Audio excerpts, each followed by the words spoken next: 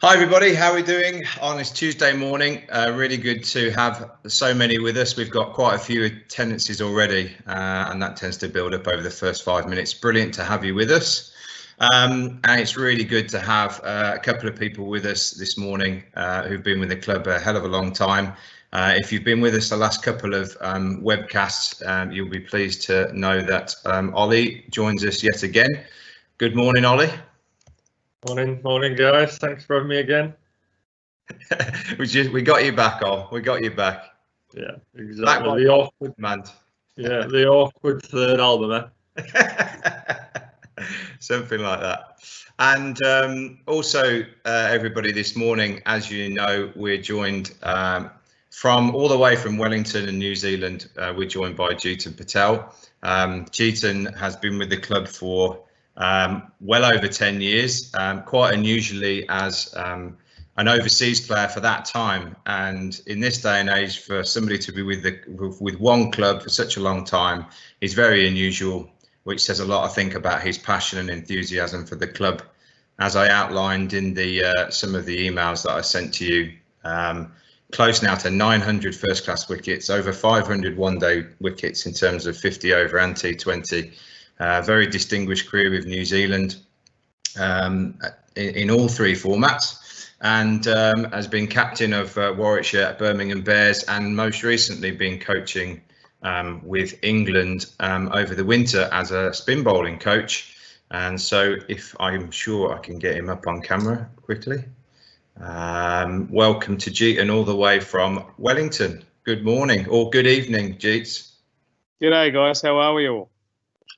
I'm just trying to get you on screen, Jeets. You haven't got me on screen. But we can hear you all right. We just can't see you just yet. Maybe because it's far away. Yeah, something like that. Something like that. I can see you with your Bears cap on, which I expect nothing less, mate. But I'll work on the cameras. But as we've said, I think I can get you on screen now. There we go. Everybody can see you now.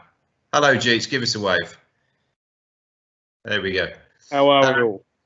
All good. As we've done before, the last couple of weeks, what we've done is tended to ask our guests a few questions to start with, some of which would have been sent in advance, Jeets, by some of the young players at Warwickshire. And then there is a question and answer function on here, which I'll collect a few questions as we go, but I'm encouraging everybody at home to send in as many questions for you as possible.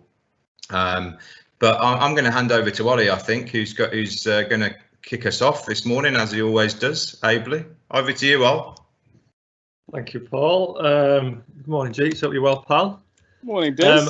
As Griff has said, mate, I've something I not often do, but looking over stats, like been on the stats on Quick Info this morning. 20-year career, 1,500 professional wickets. 24 tests, 43 ODIs, 11 T20 internationals, played for over 20 years now. My first question has obviously got to be, what has allowed you to play for so long, mate? I mean, it's pretty obvious. I think everyone who's watching this would be in the same boat as I, and everyone who is here. So I just love cricket. I picked up a bat and a ball when I was 3. Started playing with some of the older boys when I was about age 5, and ever since I've just been in love with the game. I mean, there's countless amount of stories of me being at cricket grounds or playing cricket at certain times of night when I shouldn't be. Just being out and about with a ball and a bat and making my own fun, really. But that was how I started, and I think it's always continued that way, and it's probably got a lot more serious in terms of professionalism, in terms of taking care of myself and making sure that I'm available to put my best out there. The more I've played and the higher the levels I've got, really. I'm very passionate. I think everyone who sees me play cricket will understand that I'm quite passionate about how I play the game. And I don't like losing. So that's why cricket for me is fantastic, because it's almost like, especially in a one-day game, for example, there's 300 opportunities to win or lose, and I want to be on the side that wins the most of them, I suppose. Love it. And obviously you're in Wellington right now. You should be in Birmingham getting ready for our start of our season, which isn't happening, like we all know. You play all year round, which again, we're talking, you played for Warwickshire for 11 years. To play all year round for 11 years is no mean feat. Do you think that's helped you play the amount of cricket you have, and sort of what do you have to do to keep fit for 12 months a season for 11 years in a row? It's a good question, mate. I sort of think the more I think about it, I suppose the fitness side of it in terms of going for runs and hitting the gym doesn't really matter so much. More for the fact that I'm bowling every day, I'm fielding every day, I'm batting every day, I'm throwing every day. 4 weeks off a year doesn't sound like much, but that's what I get. And I try and use them wisely. I try and get away from the game. I try and hang out with my family. I try and just enjoy the finer things of life, I suppose. But when you're playing all that time, it's just about getting up and going to work. It hurts some days. It's hard. There are days when it rains and you don't want it to rain. There are days when you want it to rain and it doesn't rain. There's wins, there's losses, there's loss of form. There's just that, for me, it's probably that trust of, you put in the hard yards, you do the hard work, and you keep coming back for more. I've always been hungry for that, and it's a great lifestyle that my family and I have got right now. But it always ends at some point, and I want to make the most of it before it does end, I suppose. Yeah, let's certainly hope it doesn't end in the midst of some sort of corona. Yeah, I mean, if the virus gets us for that, then that'll be a bit of a shame. But look, can't control everything. Yeah. So rewind a bit. I know for a fact that you started out as a seamer, didn't you? So just talk us through, young seamer to then turn into a spin bowler. What was the story there? Oh, a little bit of a funny story, really. Like, I was always a seamer when I was growing up. In fact, one of my challenges that my dad would set me before he'd go to work in the morning, I'd go to school, come home, and by the time he got home, I had to hit the top of off 12 times. That was one of my challenges. I never really got 12 out of 12. I'd lie, but I never did, just to keep him happy. But that was my challenge, was to try and swing the ball away and hit the top of off 12 times out of 12 in the backyard. And I actually really enjoy bowling seamers. I back myself to swing the ball both ways and but I was probably never going to be any good at it, considering my stature, I suppose, not tall enough, not strong enough. And then I got into the school first 11 at around age 14, 15. So I was quite young, and we never had a spinner. So it came to my latter years of my schooling time, and the captain said to me, "Look, mate, you do it in the nets. Why can you just do it for us here? We need a spinner." And so I came on to bowl and bowled off spin with my seam bowler's run up. My seamers action, ran the fingers down the side of the ball, and it must have been a Bunsen because I took some wickets. But from there, it's where it started. I went to rep training that afternoon. The next week, and word had got out on the street. There was no Instagram or Twitter back then, but word had got out, and I ended up bowling spin in the nets at training with the Wellington team, with the junior Wellington team anyway, and made it into the Wellington team as a spinner. And then from there, started to get a bit more one-on-one coaching. Not that we had too many people to help, but anyone that could help. And then things sort of developed from there. Cool. And so obviously coming to spin late. And it's well documented you bowl quite fast. Over the years, is that just a natural pace? And then sort of how have you developed as a spinner over the year? Talking about pace, control, deception, variations. How has that all developed when you came to spin at such a sort of late age? Oh, look, I mean, that late. I was sort of 15, so no one really. There's so much more development between being 5 or 6 to 15, and there's so many ways you grow and you fall in love with the game, fall out of love with the game. But I always came back to it. I mean, maybe that was the one thing that I've still got. And I was always asked to get more consistent. And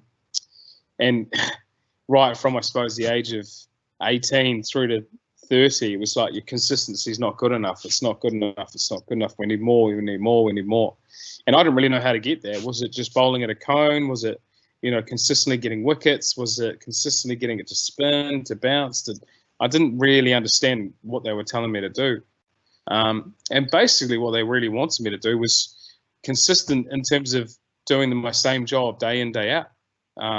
We're always going to have ups and downs in terms of how we perform, but how we go about our job day in, day out. And I think I was a bit inconsistent about how I prepared. Some days would be really good, some days would be poor, and some days I'd be ahead of the game, and some days I'd be behind the game. And I think that in my late 20s anyway, it sort of clicked really. All they really want me to do is just be consistent in how I prepare, and then let the game play the game. From there I gained strength. I was bowling, like you said, 12 months a year. I made the New Zealand team and was always on the road playing and training. And I gained strength in my action. I understood what I needed from a physical side in terms of the gym and running and all those things that S&Cs and coaches will throw at you. But until I understood it, I couldn't really affect it. And once I did understand it, I knew how it could help me, and therefore I'd pick and choose the things I really needed to make sure I got the best out of me. But I was never going to know that until I was mid-20s at least. Yeah. Jeets, Ollie, can I just chip in? Do you mind? Yeah. Because just on the back of that, Jeets, there's we found that over the last few years, there's a major transition to be made when young batters start to become more powerful. So, that time when the game changes, probably about 14, 15, 16, there's batsmen are getting more confident. They're starting to hit the ball out the park. And so our young spinners who might sort of do really well at a very young age, they now have a different challenge. And they're asking themselves questions about transitioning, improving their skills and so on. What's your advice? Because I know that there are a lot of young spinners watching this. And so what's your advice in terms of the transition when batsmen become more powerful? Oh, it's easy for me to say on the other side of the world, but it's just trust. It's trusting that you've got the skills to compete. And now, like when we're all that age, sort of when I say that age, 12, 13, 14, and we have success as young spinners, it's because spin is so unique. Playing spin is so different. It's difficult as opposed to the ball bouncing and arriving at the same way. It's trying to understand our art really. In 12, 13, 14, we're just trying to understand ourselves as well as have fun. Having fun is such a big part of the game. We can't forget that. But from there, from 15, 16, 17, 18, it's trying to really understand what we do and why we do it. What is the art that I have? Now, what are the ways I can get guys out? What are the ways I'm going to get hit for 4 or 6? Because that's going to happen. How can I minimize those? Is it that word consistency? Is it more spin? Is it being able to deceive people? Is it being able to understand what a batsman might do next and therefore being able to affect it? You won't. I mean, I still don't know that, and I'm almost 40 in a month, and that's probably the challenge for me to pass on that next question to the next guys. Is how are we going to fast track each other? Because we all need to learn together, and being able to coach yourself is really important because then you can help others coach you. That's a very big part. Is being told what to do consistently doesn't always help you in the way you want to go. It is useful, but being able to coach yourself and then being able to help coaches help you to be coached is really important as well. Because I know a lot of our young spinners have perhaps felt some pressure to build their pace because ahead of perhaps what their physique is allowing them to do, if you know what I mean. And I've always felt that they shouldn't rush that necessarily, and it should come more naturally than it does, because if you build your pace unnaturally, other facets of your game may disappear. That's I suppose the beauty of cricket is that, everything has a pro and everything has a con. one technique suits one person, but one technique doesn't suit the next. It's the way cricket is, and that's why we have so many different players who can succeed in so many different ways. But we all grow at different rates. You know, like I said, I probably became consistent, understood what I needed to do into my late 20s, and therefore I was strong enough by then. I understood my body a bit better. I'm still quite wiry in terms of I don't have any calf muscles, and I never have. I'm very skinny, and I've always was, and I never had the pace either. And that pace question is constantly thrown at people, but that's probably because they see so many numbers on TV. You know, we're chasing numbers on TV that probably aren't going to help us. We need to play what's in front of us, Breathers, and I think that's one thing we forget. We're chasing the dream when, in actual fact, it's just winning that moment in that game, and that's what brings joy to everyone. That's why we play the game, and that's why, you know, the best are the best because they play what's in front of them. Sorry, Al. No, it's fine. It's fine. I enjoyed that. We've got a mutual friend, Jeet, so all three of us have, and you'll know in a minute. And I sent him a text saying I'm interviewing Jeets in a few days' time. What would you ask him? So Josh Poisden. Josh Poisden. Obviously, ex-Warwickshire, current Yorkshire player, wants to know, for any good spinner, what's a good mindset? It's a good question from Josh. They always are good questions from Josh. It's usually about my backswing and when I'm playing golf, but this one, I suppose, about mindset is a difficult one because it changes daily. You know, it'd be the perfect mindset would to be calm, would to be controlled, would to be able to understand what's happening right now. But there are so many different things that'll affect that. How we wake up in the morning, to how much sleep we had the night before, to, you know, do we feel excited about being cricket that day? Is it cold? Is it hot? You know, is it wet? Is it a nice day? What is it? I mean, there's so many things that could affect how we are. But I suppose being able to control ourselves at the top of our mark before we start to run in and release the ball would be my perfect mindset. If I could stay controlled and to be calm, I think I'd be able to fix what I wanted to fix when I wanted to do it. And like, it's also having trust again, to know that you've done all the work, that there aren't many stones that aren't unturned. You can't turn them all over, but there aren't many ways that the game's going to knock you. And you'll only gain that. I think we'll all only gain that by putting ourselves in experiences we're not used to, or being tested and failing. You know, we forget how important failure is. It's okay to not get it right. It's like everyone says, and 1,000, 1,000,000, billion people say, it's what we learn from it. I think if we can understand those scenarios a bit better, we'll be a lot calmer and more control when it comes to doing what we need to do. Talking about sort of workloads now, obviously spinners don't have the workloads that young seamers do. How much do you think young spinners should bowl? I know for a fact that you're a man who bowls a lot. You talked about playing all year round, but the boys and girls watching, sort of this man is bowling on the morning of a game that's going to start at 11. He's out there at 9:30, making sure he's bowling, making sure that he's got everything covered off that he needs to do that day. So just A, how you prepare, but B, how much you think young spinners should be bowling in and around cricket. It'd be a great. Yeah, look, I mean, it's an interesting question, Ollie, because there's a lot of numbers, a lot of data that's come into the game now, and I suppose it's been filtered down to the younger age groups as well. So, you know, the younger age groups are now being affected by the numbers, and today John can only bowl 3 overs, but tomorrow he can bowl 4, the day over 5, but then he has to drop back again to get his loads up, but also to to manage risk in terms of injuries and stuff like that. And I don't disagree with it. There's 2 parts to me. One part of me is me who never had that, and then there's the other part of me is we've got to look after people as well. You know, I've probably got my coach's hat on right now when I'm talking about this, but I think it's about bowling till you're right. I think there's going to be some days where you should only bowl for 20 minutes, but there's going to be some days you need to bowl for a long period of time. It's managing your week, so you know that, okay, if I need to peak at some point in the week, then making sure I start heavy and deload as I come towards that time to peak. And when I say deload, it's not necessarily bowling less. It's just probably bowling was less stress.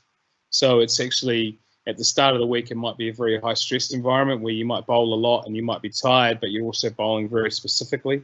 And then as the week goes on, you may take those stress levels away, and you may say, look, it doesn't matter where it goes. I just want to feel good.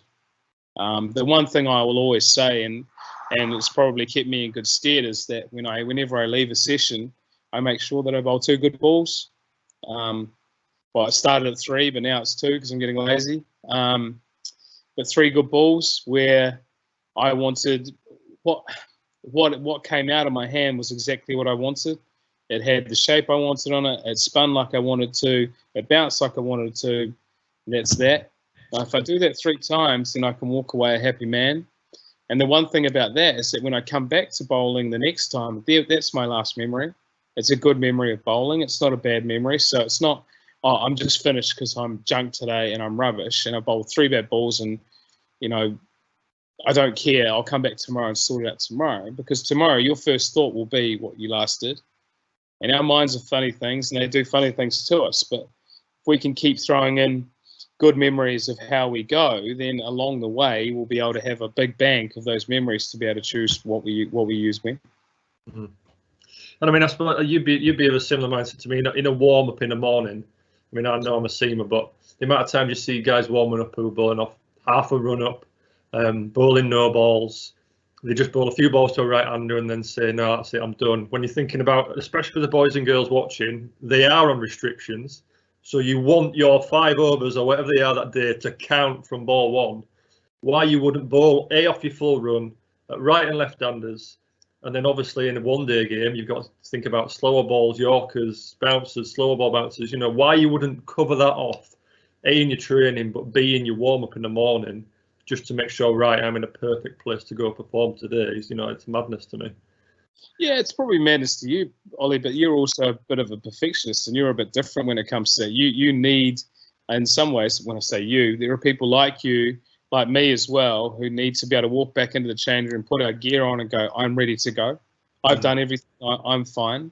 There are some others that need to be able to question that, need to be able to go, am I ready?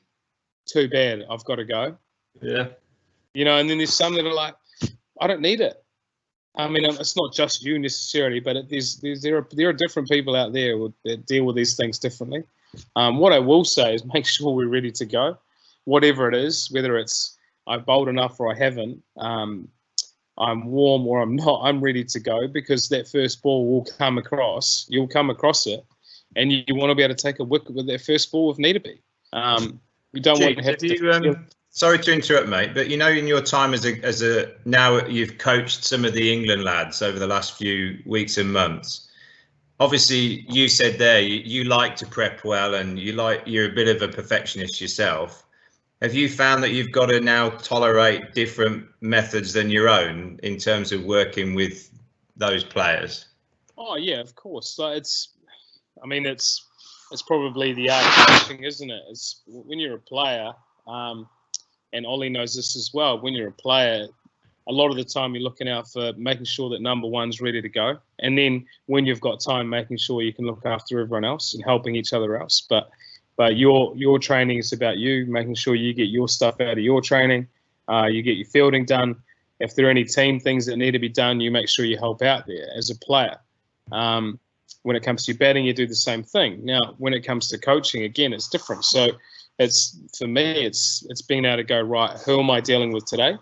And what do they need? And then from there going, look, okay, are these things you need today, or do you think you should have them on other days? Do we need to have tram tracks down at warm-ups because it's a warm-up? It's not a practice. If we were practicing, let's practice. But if we're warming up, let's warm up. Let's get ready to play this game. Because what we have that day is what we've got that day. We can't then pick and choose skills we don't have. That just doesn't work. Can you give us a bit of an insight into your winter and something that you might have achieved with one of the England spinners? Look, it was a different one, mate. My winter's been really different. I finished obviously playing for Wellington this year, which is, sort of left a hole in my heart a little bit. But I went on to working with England, and the one thing, like, I suppose, not so much that I dealt with. Well, when I say dealt with, I stumbled across, but working with Adil Rashid was really special. He's an immense leg spinner. His wrong is amazing. His leg spin is huge, but how simple he keeps it. You think the art of leg spin is very complicated. How they do what they do, and how much success he's had. There's so many different ways to get right-handed batsman out, left-handed batsman out as a leg spinner. But how simple he keeps it.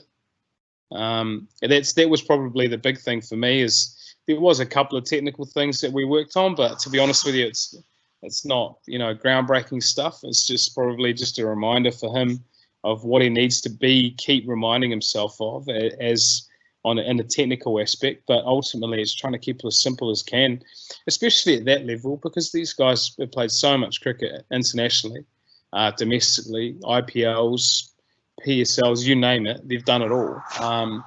That keeping it simple and keeping them excited was probably my biggest thing. Is like, today's the biggest game you'll play, and making sure they prep for that, and giving them the opportunity to do that, but without having fun, Grief, there was never going to be any point in doing it. And they seem to enjoy it. They probably would say otherwise, but yeah, I mean, it was really good. It was really, really cool to work with Rashid, to be honest with you.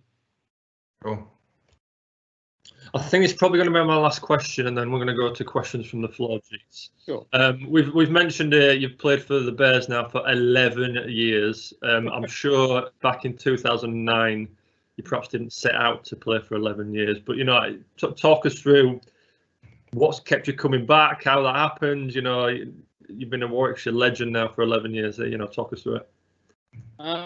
Look, mate, in 2009 when I first went, got a phone call in the middle of the night in New Zealand.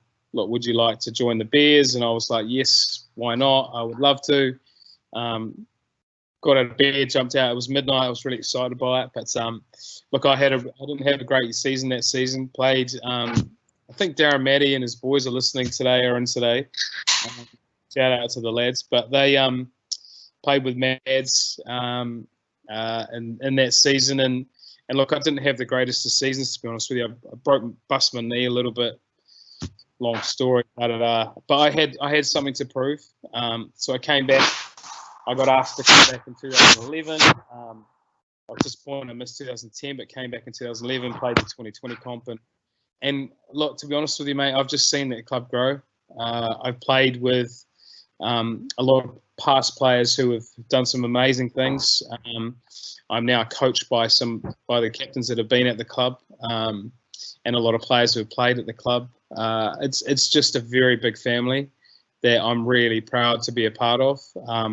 I would hate for this season. I'd be really disappointed if this season never got off the ground, for the fact that I'd love to come back, and whether it's my last season or not, I'm still not sure. But I'm certainly getting on now. And I'd hate for it just to peter away. But look, my family love going back to that club. We love coming back to Birmingham and playing at Warwickshire and at Edgbaston. And the people there are amazing. But to be honest with you, it's a very special place for me. And it's given me success. It's given me a job. It's given me a lifetime. My kids keep talking about how they want to go back to Edgbaston and see the Bears. And for me, that's pretty special, mate. Yeah, I mean, we talked about earlier on in the first interview we walked, so that it's pretty cool that everyone watching this, and me and you and Greethers all get to wear the Bear and Ragged staff, and it's sort of unique and a very unique, special club. It's a cool thing to be part of, isn't it? It is, mate. Sorry, I don't have any kit on me. It's all back at Edgbaston and boxes waiting for me, but I did dig out my my running hat, my Bears running hat, which I've been having to get back into at the moment because I can't do much more for an hour than outside. So it's nice to have it on. It's fine. Fabi's not watching. You don't have to pretend you've been running. We know you've not been running. I have been running. I have been. Yeah. Right. Questions from the floor. We've got a few people have asked this question, so apologies. I probably won't be able to name them all. But Rishi, under 12 boys, asked, how do you spin the ball more? How do you get so many revs on the ball? Yeah, look. Obviously, when we're young, and I suppose we're still growing, our fingers have a lot of growing to do. Where's my fingers there? You know, I don't have very long fingers. My fingers are quite stout and quite small. But once they get long enough and they can grip the whole ball, we actually, well, for me anyway, we want to spend as much time with the ball as possible. So a lot of young spinners will let the ball go early. Won't have enough grip on the ball because their fingers wouldn't be able to get around the ball, but that's okay. That's just time. We grow into that. Finger strength. So, you know, the more times we bowl the ball, the more times we spin the ball, whether it be sitting on the couch, whether it be bowling outside, whether it be on the way to school, don't do it in class, all those sort of things. You know, the more times we do it, the stronger our fingers get. The more used to they get to having a ball in their hands, in your fingers anyway. But ultimately, the best spinners in the world spend a lot of time with the ball in their hands. Obviously, as soon as it leaves your hand, you can't really control it. You can't put any more spin on it then. So it's trying to spend. So the longer it can spend on every little bit of your finger, the more revolutions you can get. So for me, example, if how can I do this? If this is the ball that starts here, then I try and just go all the way around the finger before it comes out of my hand. Okay. So I'll try and do that again. So this is my spinning finger here. I don't have a ball with me. Yeah, I'm looking for one. Nope. My kids have thrown them around the house. So if the ball was to start here, this was the ball, the side that it was touching. I would try and get it to touch all the way around before it comes out of my hand. Okay, so if it comes out early, then you've still got a lot more space to use on your finger and therefore a lot more revolutions. I talk about a few funny things when it comes to spin bowling, anyway, finger spin bowling, but try and imagine a fish hook. So what the ball does is, well, our fingers do is it goes round the ball like that. So a fish hook is shaped like that. So when it gets caught in the mouth of the fish, it gets stuck in there and the fish can't get it out. So that's what we try and do with the ball. We try and spin it like that.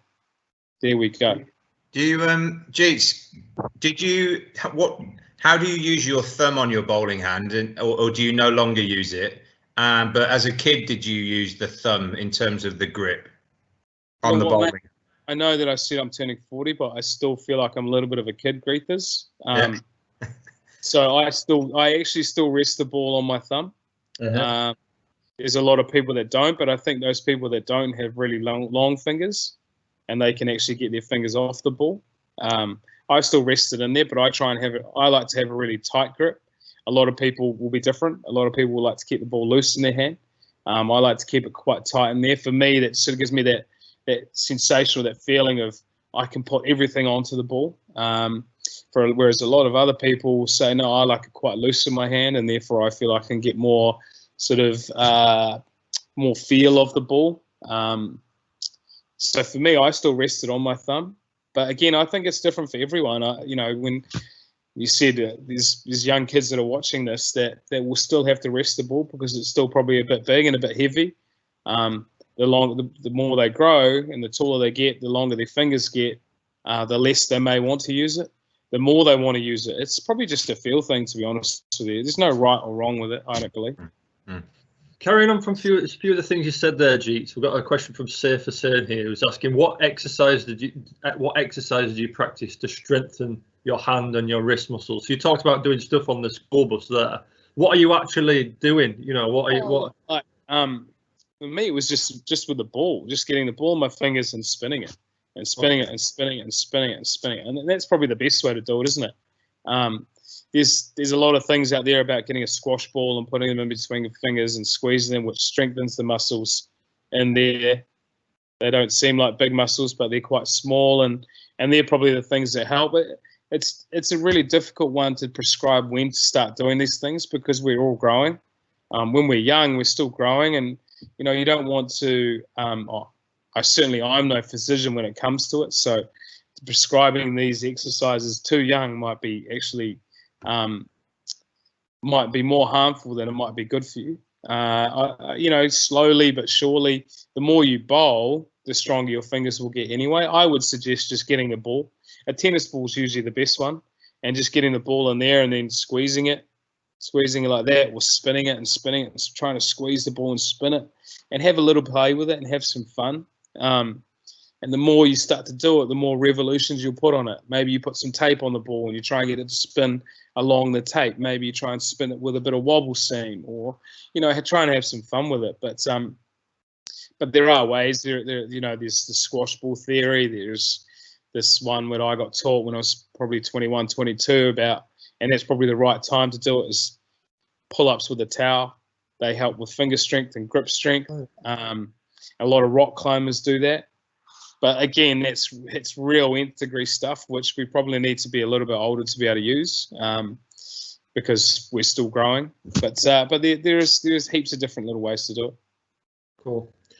We've got a million people have asked this question. Anish has asked it. A million people here. Yeah. Charlie Greening, Ari and Nick all asked, who's the best player you've bowled to and why? I mean, these guys are a lot older now, but Rahul Dravid was pretty amazing to bowl to. Any of those subcontinent players, Ricky Ponting, like even players now, bowling to Joe Root's pretty special. I had that privilege when I was in Sri Lanka with the guys recently. Even though it's in the nets, it doesn't bother me. It feels like a game.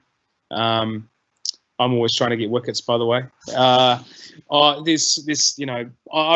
been lucky enough to bowl to a lot of people that have been very good at playing spin. I get to bowl to Ian Bell most of the time anyway. It was a shame he couldn't play last season, but prior to that, he was such a fantastic player of spin bowling himself. But most of the subcontinent players are pretty immense as well. Their footwork is amazing, and to be able to deceive them in some way or another, you take a lot of pride out of volley.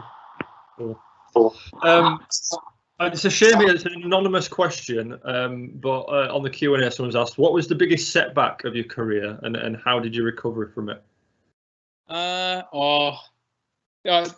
had quite a big setback when I was in my mid-30s. Early 30s, obviously went on a tour to South Africa and didn't do very well. Got lambasted in the papers and the media. It wasn't much fun. Pretty much quit cricket when I got home. It was a pretty depressing time. Didn't want to play again. And how I got through it was just my friends and family, to be honest with you. They got around me. They saw the hurt that I was going through, got around me, helped me out. There were a couple of coaches who were willing to back me. And I bowled without a run-up for 12 months, and for 12 months of cricket without a run-up, which is quite weird. I had to make one up on the day. I wasn't sure of what my run-up was going to be. I basically rebuilt my action, started again. So I was 30 at that time, 30-ish, and I wanted to be an 18-year-old again. I wanted to play cricket like an 18-year-old. I wanted to have fun, to be carefree, and to be excited by the game. At 30, I wasn't, which is quite heavy stuff for kids right now. But like we all have times when we don't want to be at cricket, or the game's not being nice to us or kind to us. To be a kid again was all I wanted to do, and I found a special coach who wanted to help me with that, and we worked our way through it. And 12 months later, 18 months later, I was back to what I used to do, and loved playing cricket again. And was that remodeling of your action just purely because the ball wasn't coming out how you wanted it to? A lot of that. I was very flawed. I was stress fracture waiting to happen. I wasn't getting the spin on the ball that I used to get. There was a lot of things, and therefore it was very frustrating. It would compound. So I wouldn't bowl well one day, and I'd be looking for a reason, and therefore I'd find a reason that wasn't there. and that would make it worse and worse and worse. And it was sort of this downward spiral. It wasn't much fun, to be honest with you. And I don't want to play. I didn't want to play cricket like that. I wanted to enjoy my time in the whites and the sun, being out in the park with the lads. So I basically had to look at what I was doing and start again. And I knew that at my best, I was when I was about 18, 19. That was when my action was probably at its most best. And I wish I could go back to those days again. And so we looked at that, and we basically stopped what I was doing and started again, which is quite difficult when you're 30. I suppose when you're 12, it's quite cool. Those are the memories I used to have as a 12, 13, 14, 15-year-old of emulating anyone I saw on TV and wanting to be them, and then going in the backyard with my mates and trying to bowl like Shane Warne, or to be a Muralitharan, or to be someone, an Kumble, or someone different. That's all I wanted to do. But at 30, I couldn't even be myself. So that was quite a difficult one to do. But we got there eventually. It all started with throwing a tennis ball against the wall. That's how we started. That we got it right back to that. A bit like kids would be doing now outside, bowling to a wall, and that's how we started. And then we gradually sorted the action out, and then we added in a run-up. So I'm glad I did that, because I wouldn't have had the career and met the people I have met, and had so much fun along the way. Cool. Very cool. Well, a few people have asked this. What are you doing to stay fit, and then are you managing to do any cricket skills at the moment in this lockdown? I know you're locked down as well in New Zealand, like we are here. What are you keeping you busy? Yeah, so I came to England 4 weeks ago actually. Had a week there, so then I had to come back to New Zealand because the world was locking down, and the world was ending, is what it felt like. And within that, I had to spend 2 weeks in isolation in New Zealand, because I'd come from abroad, which was a bit tough when you got two young kids wanting to hang out with daddy. So that was quite difficult, but ultimately it's now I'm out of there, I can do a lot more. But I try and get up Mount Kaukau, if anyone wants to Google it, Kaukau, which is we live at the bottom of it, and so try and run up there every second day. And then there's a lot of strength and conditioning exercise that we get sent from the club, so that's cool to be able to do that. But other than that, pottering around the garden, trying to build whatever I can, whenever I can, basically trying to break things and fix them. But no cricket stuff as yet. It's been quite nice to actually not pick up a cricket ball, but I am insane that I'm pretty excited to get back to playing when we get a chance. Yeah, I agree. We've got a question here from Brajesh saying, how do you deal with nerves before a game? That's it. If you do get nervous, how do you deal with nerves before a game? Always get nervous. Probably because we care so much. But there's a few ways that I deal with things. Take a few breaths, which sounds so simple, but I try and do it on my own in a little corner in the room, and close my eyes and try and take 3 long breaths, and try and calm myself down a bit. I think we get nerves because we care, and therefore it's trying to understand why we get those nerves. I think if we can do that, then we can get on and play the game. Putting on a brave face is actually quite cool to be able to do that. Be able to teach yourself to put on a brave face, because then people will bounce off that. People don't see your nerves, and then you see them react differently. Therefore, you feel better about yourself. But also having the trust in the sense that you've done everything you can. Now it's just a time to go and showcase who you are and what you are. Remember, it's okay to fail. Yeah. Charlie Taylor, there's a lot. There's 1,500 wickets to try trawl back through here, but Charlie Taylor wants to know, what is your most memorable wicket? Which is the one that stands out?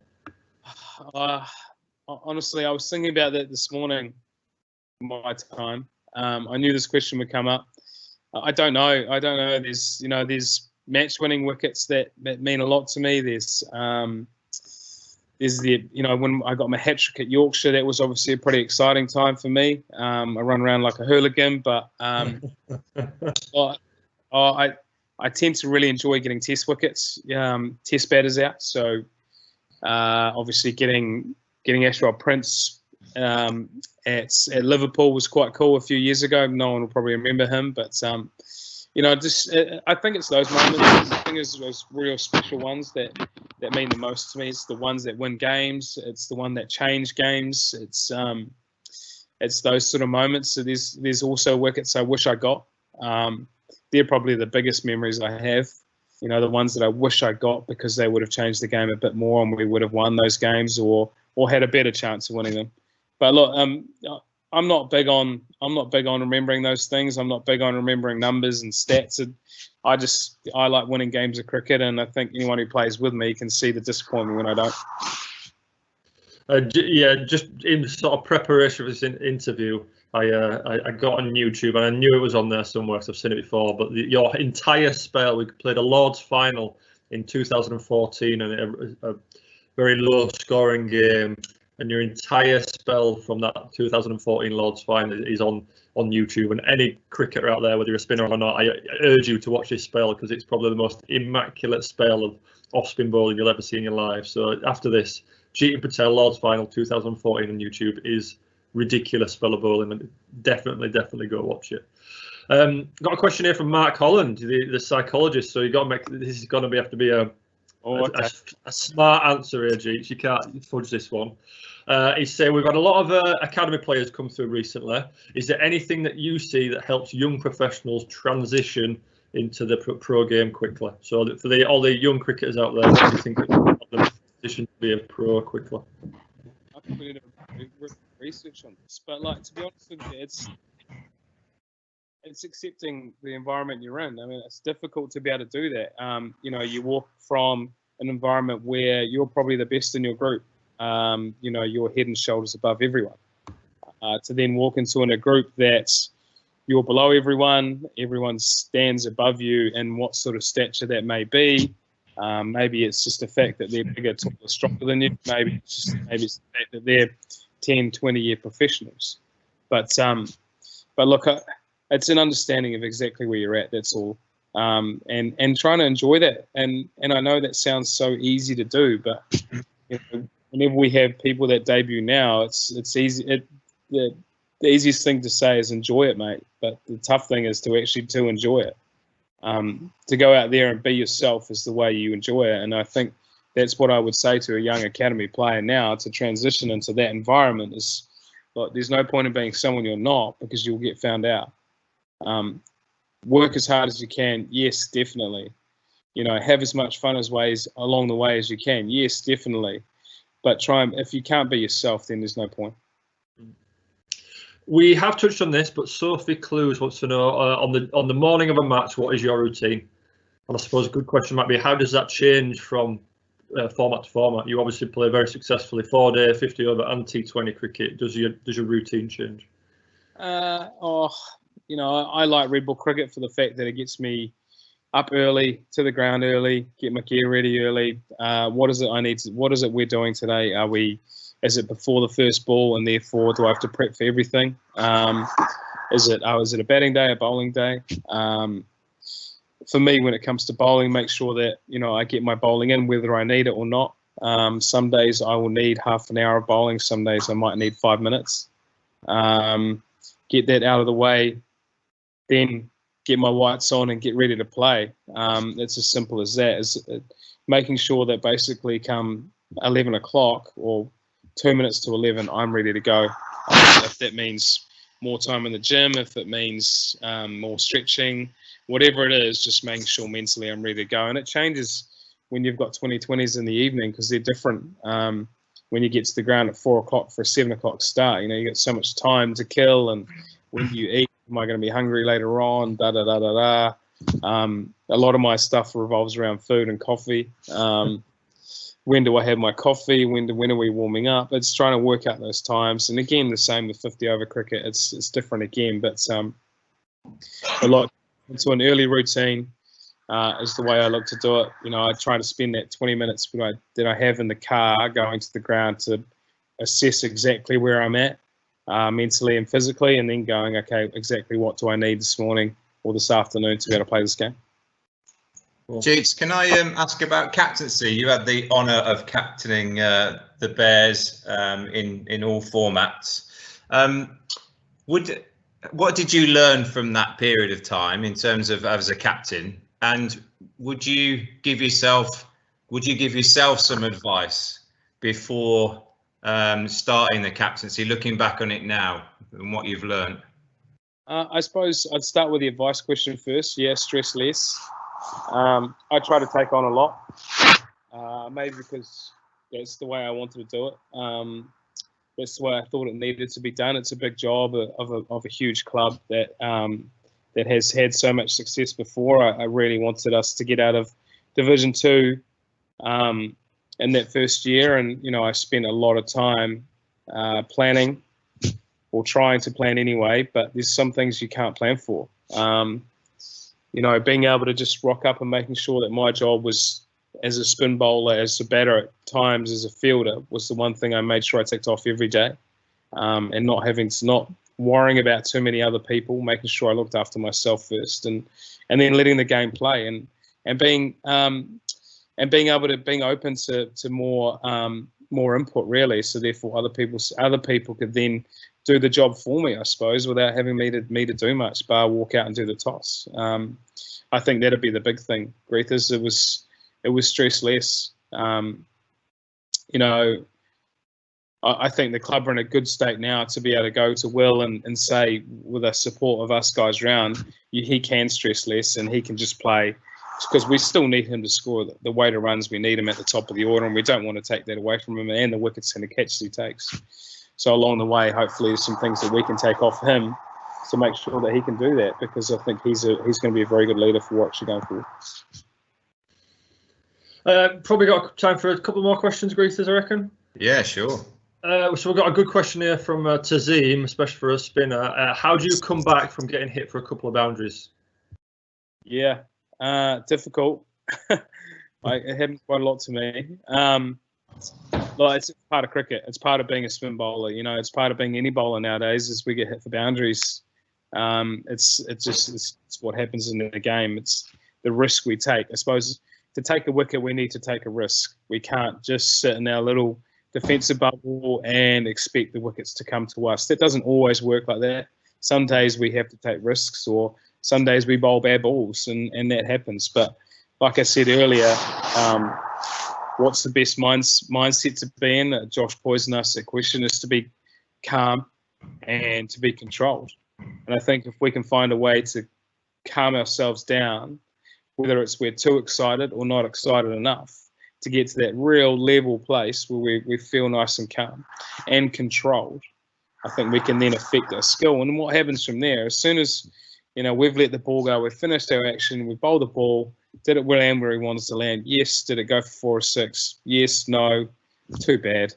Yeah, we can't control it all, and it's really difficult to decipher what's right and what's wrong in that situation, because cricket's going to have so many different angles or points of view. But as long as we feel good about it, then perfect. Let's move on to the next one.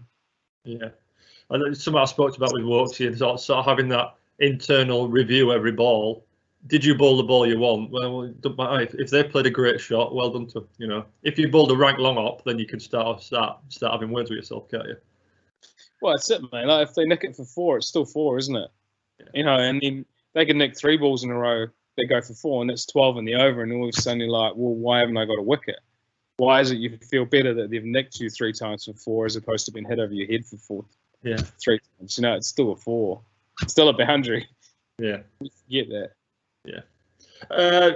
Guys, any more questions? Feel free to fire them on the Q&A. But my last question from my questions, Jeet, from what I've written down here, would be: what advice, thinking about all the young spinners that are sat watching, what advice would you give a young 15-year-old Jeetan Patel, if you could? Take up off spin. Still bowling right arm away swing. Or trying to. Look, it's going to take time. It doesn't happen overnight. You're going to get taller. You're going to get stronger. You're going to get fatter. You're going to find things in life that will detract from cricket, but it's okay. It's okay just to be you, and trust that if you put the time in, you put the hard work in, you're willing to bowl the overs, you're willing to learn, and you're willing to be okay with not getting it right, then you'll be fine. and you'll actually probably enjoy cricket more than some of the times I had where I didn't. That'd be the advice I'd give myself is, look, take the weight off, mate. It's going to be okay. Love it. Love it. Well, we've answered all the questions that we've got on the Q&A, Greethers. Yeah, it's amazing. Jeets, thanks so much for your time. The one thing that I just to finish with, I guess, is that having won every competition with the club over the last 10 years, I think literally you have, haven't you? You've won in your time with the club, you have won every competition there is to go. The club's had a very rich vein of form since you've been a part of it all. What will you take away as your best memory of the last sort of 10 years with the Bears? Again, I had to think about this morning. I thought this question would come up. I mean, there's so many good memories, Greethers, right from when I arrive in early April, that first day I walk in the changing room. That's always a good memory. It's, it's a reminder of the year before. It's seeing all my friends again. It's seeing an environment I enjoy being in. Well, some friends. It's an environment I love being in. To even some of the sad moments, they're actually quite nice to reflect on as well. And people retiring, end of seasons, disappointments. It's all, I suppose, it's all in itself as one big memory. I wouldn't put it all on. I wouldn't put it on a trophy or a special bowling performance or a batting performance or anything like that. I think it'd be the whole encompassing thing of the career of whatever it is, however many games for Warwickshire, whatever it is. But going to Edgbaston and then leaving Edgbaston, really proud moments of a job well done. And I think that's probably the biggest thing I'll take. And that's probably the proudest thing I'll have is being a Bear. It's pretty cool to be known as a Bear and to be part of a special group of what do we got, 800 players now who played for Warwickshire County Cricket Club, well, almost anyway, in first class cricket. It's pretty cool to be one of those numbers, mate. And to have a locker right now is quite cool. And I know that'll get passed on, and I hope whoever moves into it eventually will have the rich fame of form that I had as well. I'm sure I'll have a few takers for that. Jeets says A has got a very nice locker in the changing room, but B, I'm sure that everyone will be wanting to rub a bit of luck off Jeets onto that new locker. So I reckon you'll have a few takers for that. I'm not there in the winter, Ollie. That's why I'm not there in the winter. They'll be finding it's full of golf balls and whatnot. That's what they'll find.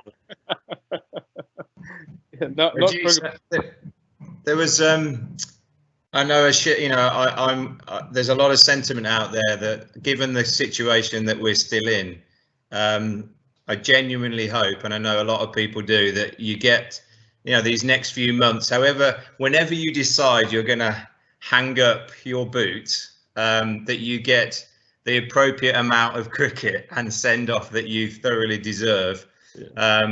And we can't wait to see you back over here as soon as possible, playing with a Warwickshire shirt on, mate. And there was a lot of excitement from a lot of people about today to hear from you. It's been a golden hour. Thanks very much for staying up. I know it's getting late over there, but from everybody listening and watching, thanks to you and to Ollie yet again for sharing all your thoughts and experiences with us. And we wish you well over there, mate. Get out of lockdown soon, and look forward to seeing you again soon. Yeah, I look forward to getting back, team. Thanks, Ollie. Thanks, Greethers. But thanks to everyone who's tuned in. First and foremost, stay safe, stay safe, stay at home. Let's get through this, and then we can all get back to playing cricket, eh? Absolutely. Cheers, Jeets. Cheers, Jeets. All the best. Cheers, team.